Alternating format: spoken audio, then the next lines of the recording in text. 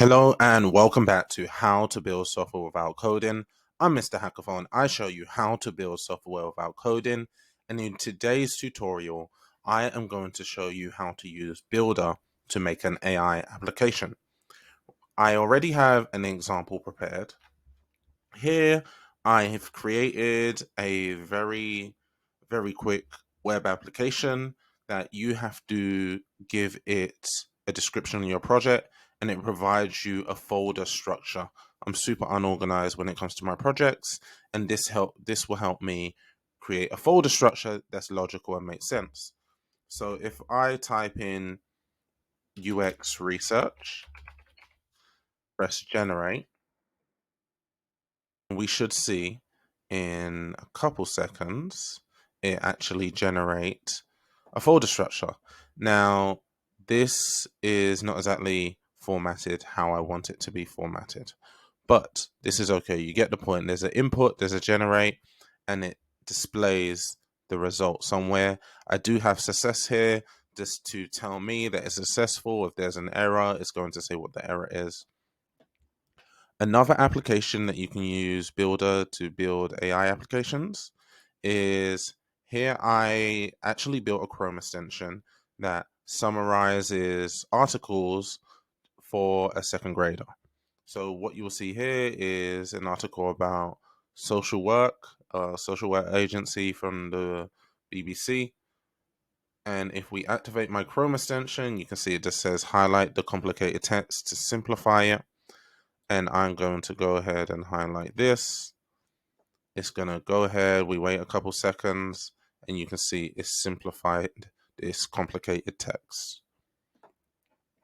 Let's get started. You want to create an account in Bildr. I believe Bildr might still be free. I got a lifetime account a very long time ago. So I have lifetime access to this. But once you create an account, you want to sign into the studio.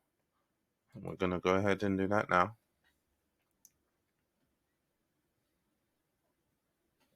And here we're signed into Studio. We had the dashboard, and we're going to create our new project.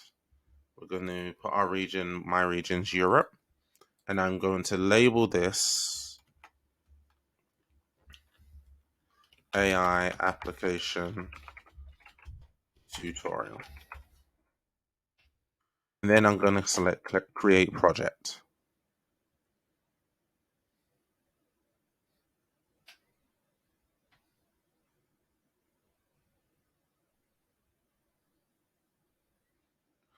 Now, what we have is a blank screen, and the first thing we're going to want to do is to create a basic page.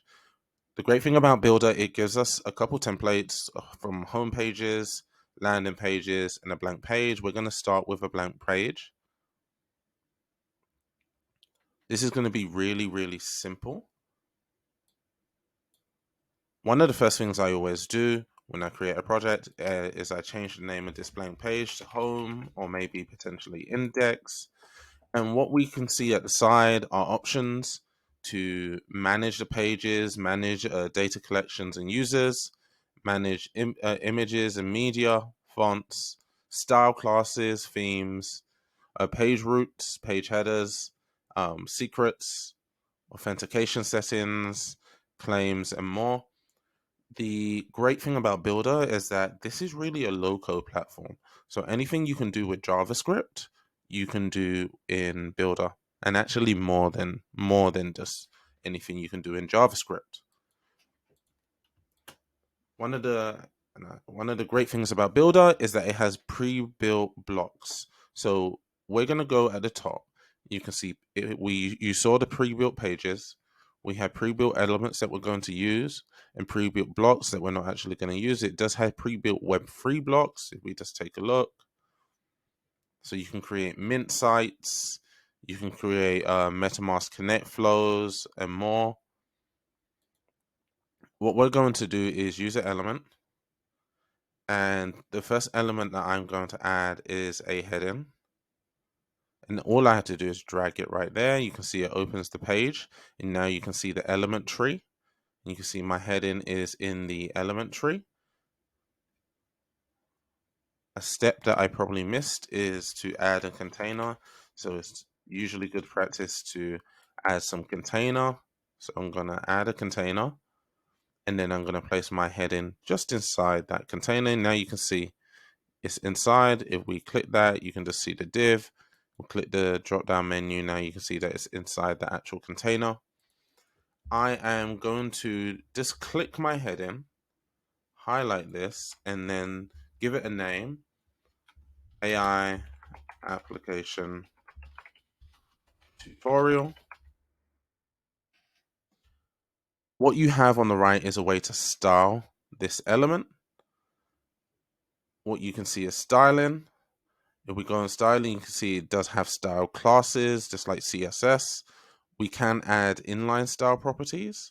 So if we wanted to center this, I might go to typography and scroll down. If text line, and I could type center, and you can see it just centers that. Now I've used that property, I can go to use properties, and I'll be able to see that's a property that I used. We could also add events.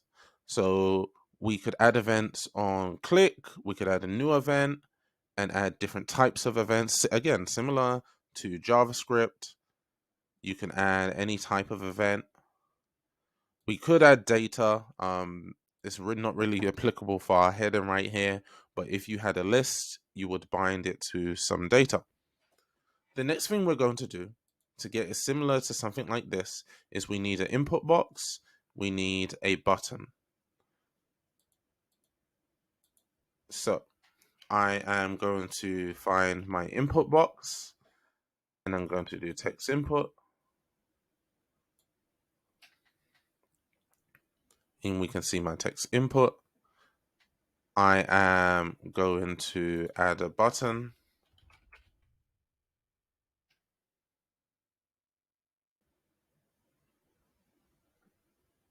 And we're just going to drag and drop our button there. And something we might want to do here is add some styling. So with my text input, go to styling. If I go to edit inline properties, go to all properties, I might want to change the layout to be clear. So now this button is jumped below. I also might want to change the spacing, or maybe change the size to be maybe 60%. See how that looks. Okay, that's not too bad. And I may also want to change the spacing. So this is 20% from the left. Now is that centered? It doesn't quite look centered.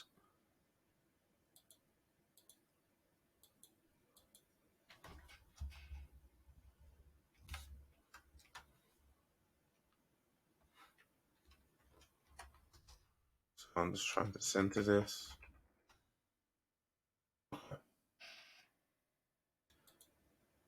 I'm curious what my width was. Oh, I put 69. That's fine. Let me just put 70. Okay, now we're centered. And what I'm going to do is add some style to the button. So I am going to add some spacing, and I'm going to add a margin of maybe 10 pixels to give it a little bit of a gap. I am going to change the size and add the width to maybe 30%. Okay, that's not too bad. And then I want to, let me just have a think about this. Change the margin from the left to 35%. And now that is centered too. So we have our title, we have our input, we have our button. If I go back to our input, maybe I want to type, I'm trying to think the type of AI application we want to create. Right. your industry. So we're going to create an AI application that generates startup ideas. And we have our title, we have our input, we have our button, but now we need somewhere for the actual response to render. So the response from OpenAI is what we'll be using, or we'll be using OpenAI, and we want that response to render somewhere. So we're going to have to add a text box. And what I do is I remove that placeholder display, so we won't be able to see anything. It is there, we just can't see it. And what I go to styling, input, typography, and go to text align center again. So when something renders there, it will be centered.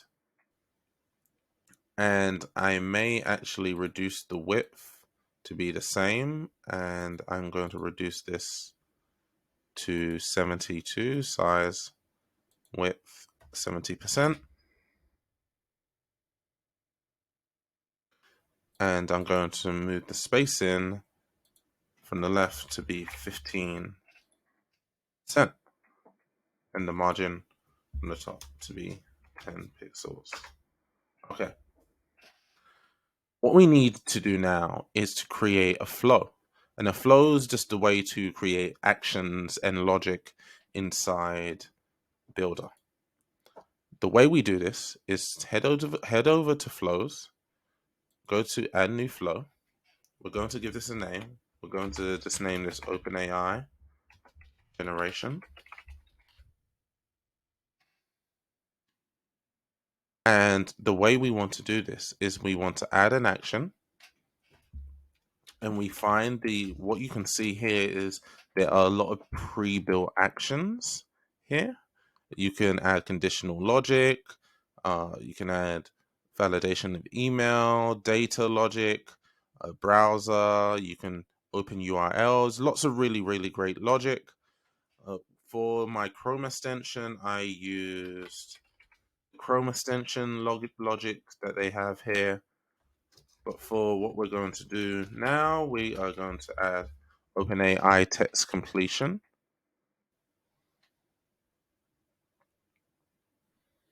And you can see it has the OpenAI text completion. And one of the first things we have to do is add our API key. So we're going to go over to Manage Project Secrets, New Secret. And what we're going to do here is head over to OpenAI. If you haven't created an account already, you will need an account.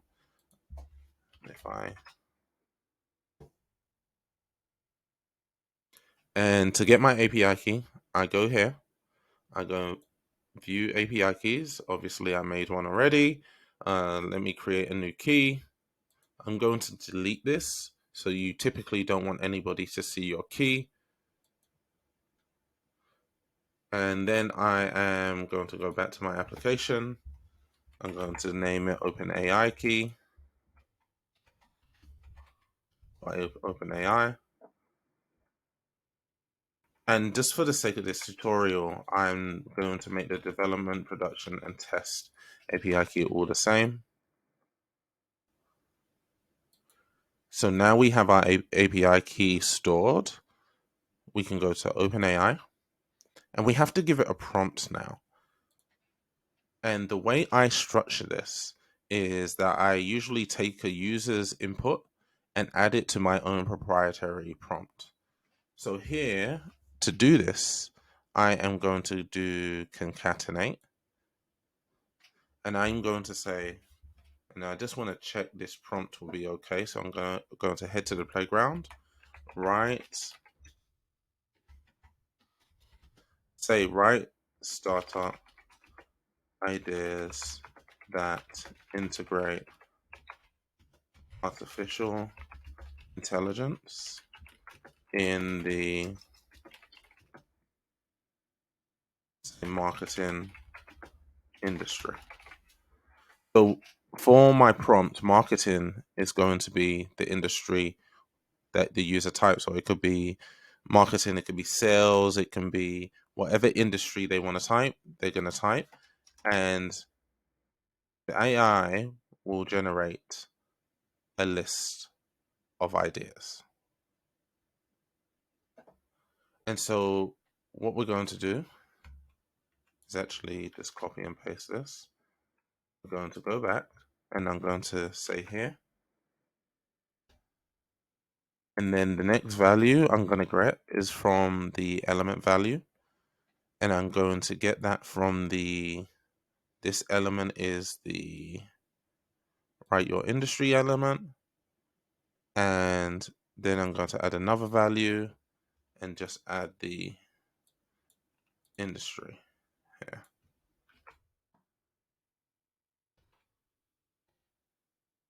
So we have our prompt design. We want to store the variable as API response, and we want something to run on page success. And so we need to create another flow to actually run this on page success. So I am going to create a new flow. I'm going to call this set value, and I'm going to add an action, and I'm going to say set value.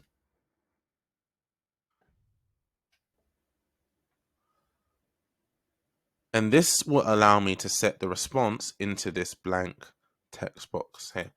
So what I want to do is say where I want to set it and what I want to set. And I want to set the variable that is called API response.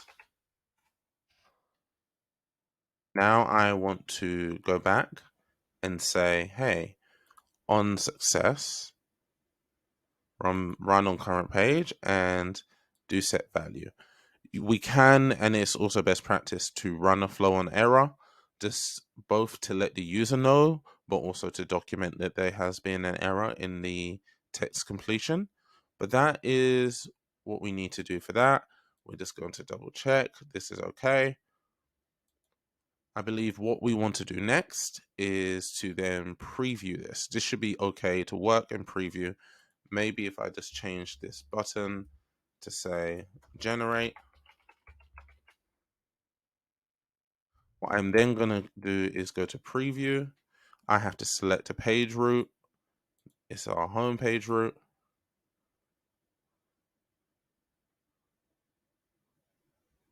Give that some time. So we have our title, we have our input, we have generate. So I am going to write sports. Generate. We want to wait some time, a couple seconds, and we will see that it has, or we should see that it has generated our, oh no, we have missed a step. So we've created our logic, but we need to trigger our logic. And the triggering our logic happens with an event. So we want to add an event to the button. And on click, we want to trigger OpenAI generation. And that's the part we was missing. That's why nothing happens when we click this. So we've made that change. And now we want to preview again. And we're going to say sports, generate, wait a couple seconds, and that will, or it should, generate.